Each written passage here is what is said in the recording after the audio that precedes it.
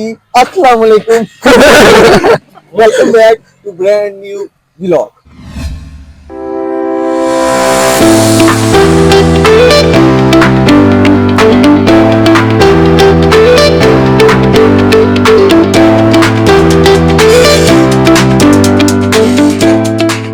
अस्सलामुअलैकुम, welcome to स्पॉटिक। I am वैज़ुलक और हमारा एक प्रोजेक्ट हमें मिला था यूनिवर्सिटी में प्रिंसिपल्स ऑफ मैनेजमेंट का, जिसमें हमने एक ऑर्गेनाइजेशन का बिजनेस एनालिसिस करना था। तो हमने अपनी ही कंपनी सिलेक्ट की है फॉरब्रिक्स नाम की, जो कि मेरे वाला साहब इस कंपनी को रन कर रहे हैं।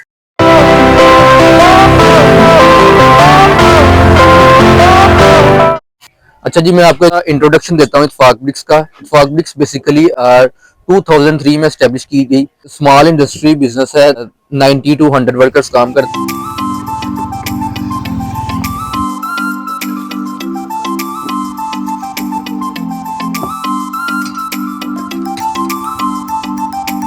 अस्सलाम वालेकुम एवरीवन, आई एम वैज़ुलक and today we are presenting our management project. जी, आपने बहुत सारी प्रोजेक्ट देखे हैं जी। कोई लेदर फील्ड पे बनाता है, जैसे सियालकोट में बहुत सारी फर्म्स हैं, तो हमेशा लोग जो है उसी सर्जिकल पे, लेदर पे, इन्हीं चीजों पे बनाते हैं जो सियालकोट मार्केट में इजीली अवेलेबल है। तो आज हम एक बिल्कुल डिफरेंट चीज पे अपना प्रोजेक्ट करने वाले हैं कि जिधर इस पे मेरे नहीं ख्याल के पहले किसी ने बनाया होगा। ये कंपनी सेलेक्ट करने का मकसद यही था हमारा कि हम इस पे अच्छा सा प्रोजेक्ट कर सकें और ये चीज आपको इंट्रोड्यूस करवा सकें। आज नहीं तो कल, कल नहीं तो परसों आपने घर तो बनाना ही है, तो आपको पता होना चाहिए कि हमें जो ईंटें अवेलेबल हैं वो कैसे तैयार की जाती हैं। चलिए जी, मैं आपको अपने ग्रुप मेंबर से मिलवाता हूँ जो इस प्रोजेक्ट में मेरे साथ होंगे। अस्सलाम वालेकुम, मेरा नाम अरसल है। मैं BBIS का स्टूडेंट हूँ और मैं इसका टीम मेंबर हूँ इस प्रोजेक्ट में। My name is Mohammad Umar और हम आज अवैस के ब्रिक फैक्ट्री में आए हैं और हम यहाँ पर अपना प्रोजेक्ट बनाएंगे। चलें जी, आइए आपको मैं अंदर चलते हैं और आपको सारा प्रोसेस दिखाते हैं। Okay, the objective for our project are to understand the basic function of management, to analyze the organizational structure and management style, to study, plan, organize, staffing, directing and controlling, to gain practical exposure through interaction with management.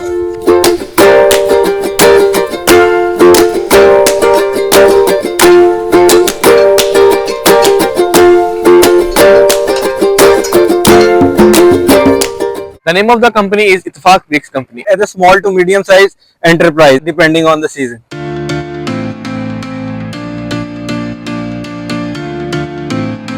The owner is at the top level, followed by manager, supervisor and workers. मैं आपको production की तरफ लेके चलते हैं इसकी।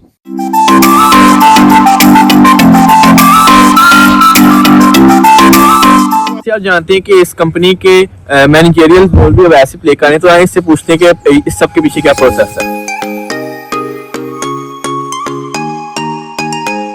अच्छा जी, सबसे पहले इधर आए, ये मैं आपको दिखाता हूँ। ये पीछे मट्टी है, ये बेसिकली हम स्टॉक करते हैं, खरीद के लाई जाती है बाहर से, स्टॉक करते हैं। गर्मियों में बेसिकली ये लेके आते हैं इधर, और इस मट्टी को डायरेक्टली ईंट बनाने के लिए इस्तेमाल नहीं किया जाता। इधर मैं आपको दिखाता हूँ, ये देखिए, इन्होंने पहले मट्टी यहाँ से निकाली है, इसके अंदर फिर पानी भरा है, पानी से मिक्स करेंगे, मट्टी गीली होगी। इस मट्टी को फिर मिक्स किया जाएगा। मिक्स करने के बाद इसको एक ईंट की फॉर्म देने से पहले मोल्ड किया जाएगा। एक सांचे की मदद से इसको इस्तेमाल किया जाता है। इधर मैं आपको दिखाता हूँ मट्टी को गीली करने के बाद कैसे ये एक क्ले फॉर्म में बनाते हैं कि जो इस्तेमाल, ये देखें, जैसे ये आप पीछे काम करता देख रहे हैं, क्ले की फॉर्म दे रहे हैं ताकि इसको इससे ईंट बनाई जा सके। अवैस भाई, ये ईंट ब्राउन कलर की है, जो हमें मिलती है वो रेड कलर की होती है, ऐसा क्यों है? यार, वो जो ईंट आपके पास आप देखते हैं ना रेड कलर की, वो ईंट होती है जो तैयार की जाती है, पकाई जिसकी हो चुकी होती है, आग के अंदर तैयार की जाती है, ईंट को बर्न किया जाता है एक स्पेसिफिक टेम्परेचर के अंदर, ठीक है। तो वो जलने के बाद हर चीज आपको पता रेड हो जाती है, तो वो ईंट रेड हो जाती है। उसके बाद ये ब्राउन मट्टी है, ठीक है, बेसिकली। तो मैं आपको वो भी दिखाता हूँ। अभी हम जाते हैं अंदर, भट्टे के अंदर विजिट करते हैं, तो वो रेड ब्रिक्स भी आपको दिखाते हैं। तो ये तो बेसिकली ये रॉ मटेरियल है, जो रॉ मटेरियल से इसको ब्रिक की शेप दी जा रही है, ये वो चीज़ है। ये देखें ना, ये बेसिकली ये ईंट है, ये अभी गीली है, मैं आपको ये चेक करूँगा। ये देखिए, ये शेप है ईंट की। तो ये जैसे देख रहे हैं हम, रेक्टेंगल शेप है। इसके अंदर ये जो 777 है, ये लोगो है हमारा। ये लोगो, कोई भी ईंट है इसके अंदर ये जो नंबर लिखा होता है ना, ये लोगो बेसिकली बनती कैसे है ये मैं आपको ये दिखाता हूँ। अभी तो हमारे वर्कर एक्चुअली सर्दी की वजह से छुट्टी कर चुकी हैं, तो ये काम नहीं कर रहे, लेकिन ये सांचा होता है, ये इनकी डाई होती है। इसके अंदर बनती है, इसके अंदर ये मट्टी को डालते हैं और इसको मट्टी में डालने के बाद इसको ये इस तरह आगे उल्टा करते हैं तो ये ईंट बाहर निकल आती है। ये एक टाइम पे ये 5 ईंटें जो है एक बंदा निकालता है। और ये भी हमारे पीछे भाई है, ये काउंट कर रहे हैं ईंटों को। ज़्यादा वर्कर काम करते हैं। एक दिन की कितनी मैन्युफैक्चरिंग आप कर लेते हैं ईंट की? ये डिपेंड करता है वर्कर्स पे। अगर सपोज करें कि 20 बंदे काम कर रहे हैं इसको बनाने में, तो डिफरेंट है। कोई बंदा एक दिन की 1000 ईंट बनाता है, कोई 2000 बना लेता है। तो डिपेंड करता है कि कितना वर्कर काम करता है हमारा।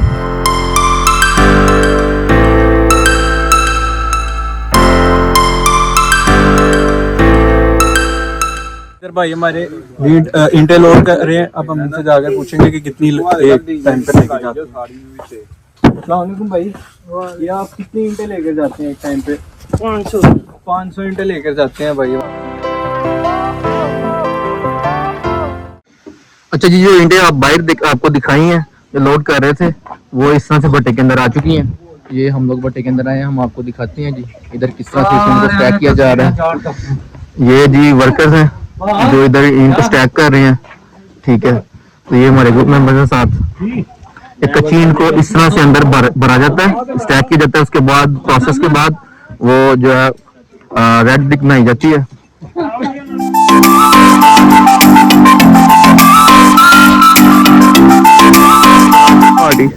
अच्छा जी, इस साइड पे आपने देखा है कच्ची ईंट स्टैक की जा रही है भट्टे के अंदर। और लेकिन कच्ची ईंट तैयार होने के बाद जब पकाई हो जाती है तो उसको इधर से निकाला भी जाता है। और यही अरसल पूछ भी रहे थे अरसल और उमर हमसे ये क्वेश्चन कि जी रेड ब्रिक्स कैसे होती हैं। जी शहर में तो हमने रेड ब्रिक्स देखी हैं, तो इतना ही मैं आपको दिखाता हूँ कि रेड ब्रिक्स होती है कौन सी। इस साइड पे है ये कच्ची ईंट ब्राउन जो है, ये आग में तैयार करने के बाद इस तरह से रेड हो जाती है। और ये जब जैसे लगाया जाता है कच्ची ईंट को पीछे से लगा रहे हैं, लगा के उधर से निकाल रहे हैं। ये बेसिकली ये बांधनी हुई है, ये कंस्ट्रक्शन में यूज करने के लिए दूसरा जो करते हैं। और ये आग तक पहुंचाई जाती है और ये इस्तेमाल करते हैं। ये देखिए इधर आए आगे हैं।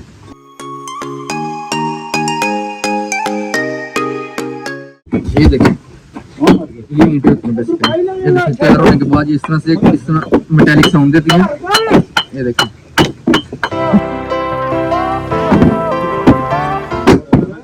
डिस्प्ले मेकिंग प्रोसेस क्या है यार? जो डिस्प्ले मेकिंग प्रोसेस है ना वो सेंट्रलाइज्ड है, ठीक है। जो हमारे वर्कर्स हैं अगर वो सजेशन देते हैं, लेकिन जो फाइनल डिसीजन है वो टॉप मैनेजमेंट लेकर है। फॉर्म में देखा है कि अलग अलग डिपार्टमेंट्स बने होते हैं। इसी तरह का इधर सिस्टम है। जैसे वो सामने वो एक अलग डिपार्टमेंट है जिनका काम है उन्होंने सिर्फ कच्ची ईंट को अंदर भरना है। ये एक अलग डिपार्टमेंट है कच्ची ईंट को जैसे जो है वो निकालना और लोड करके क्लाइंट तक भेजना है। और आपको मैं इस साइड पे दिखाता हूँ जिन्होंने इनको तैयार करते हैं सब प्रोसेस के बाद ब्राउन ब्रिक्स को रेड ब्रिक्स में कैसे कन्वर्ट करते हैं वो भी आपको। अच्छा जी, अब मैं आपको जो फाइनल प्रोसेस है इसका वो दिखाता हूँ, ठीक है। तो आए मेरे साथ।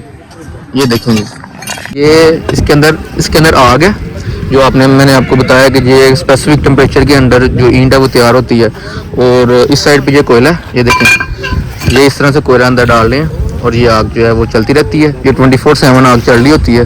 तो इस पे आपका क्या टेम्परेचर कितना है इनसाइड? ये तकरीबन 1500 से 1600 के दरमियान इसका टेम्परेचर होता है। एक ब्रिक पे होने के लिए कितना टाइम प्रोसेस लगता है, टाइम पीरियड कितना लगता है? ये एक दिन में, ये देखें आप ये सामने देख रहे हैं ये लाइंस हैं 1 2 3 ये लाइंस हैं। ये एक दिन की ये तकरीबन 5 लाइंस जो हैं वो तैयार की जाती हैं। और एक लाइन में जो ईंट है वो तकरीबन 5500 ईंट एक लाइन के अंदर है। ये तो ये इस हिसाब से देख लें 1 2 3 4 5 लाइन है अगर तो तकरीबन 27,500 ब्रिक जो है वो एक दिन में तैयार की जा रही है।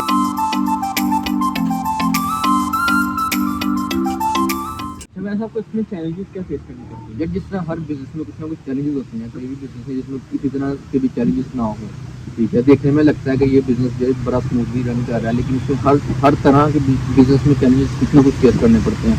अब आप ये देखें वेदर कंडीशन जो है इस टाइम धूप नहीं है, फॉग है बिल्कुल।